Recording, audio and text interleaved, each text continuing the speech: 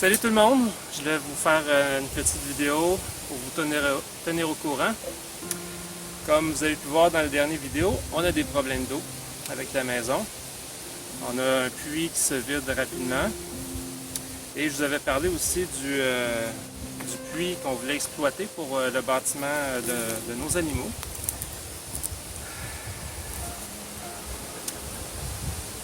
On a fait tester l'eau du puits parce qu'on voulait s'assurer que nos animaux consommeraient de la bonne eau potable. Et l'eau n'est pas potable. Il y a trop d'E. coli dans l'eau. Le pourcentage est trop élevé. Et on a déjà pogné à la maison avec un puits qui ne fournit pas. Donc, encore une mauvaise nouvelle. Qu'est-ce qu'on va faire avec ça? On a plusieurs options. Pour l'instant, je vous avoue que cette nouvelle-là ça décourage un peu. On avait un beau puits ici, proche du bâtiment, avec déjà connecté au bâtiment. Il restait juste à passer un tuyau neuf, connecter une pompe, et on était en business. Et là, possiblement qu'on va devoir creuser au moins 5 pieds de la maison jusqu'au bâtiment pour emmener l'eau. Mais étant donné qu'on a déjà des problèmes d'eau à la maison, ça n'aidera pas notre cas.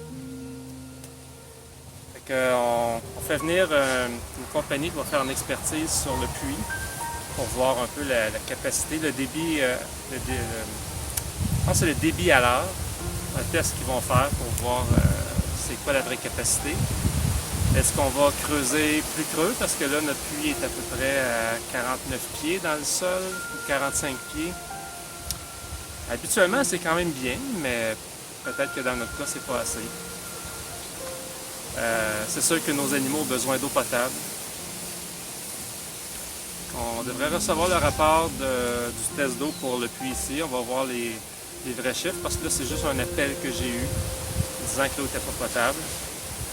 Peut-être que les normes pour les animaux est moins contraignantes que les normes pour les humains.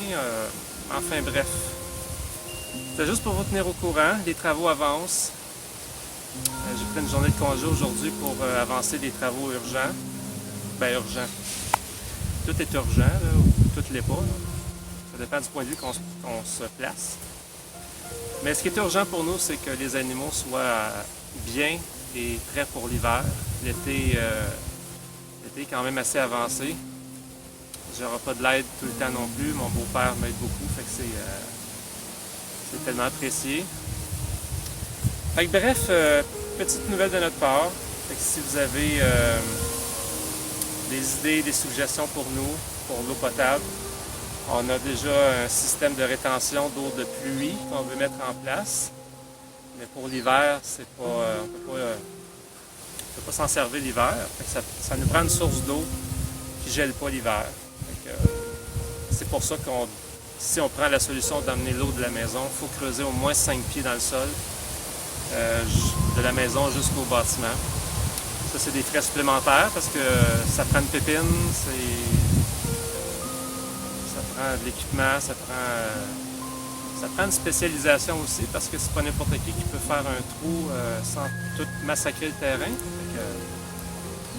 On vous tient au courant. D'aventure en aventure avec notre nouvelle fermette. On découvre, on apprend. On a des mauvaises nouvelles, mais on a des bonnes aussi.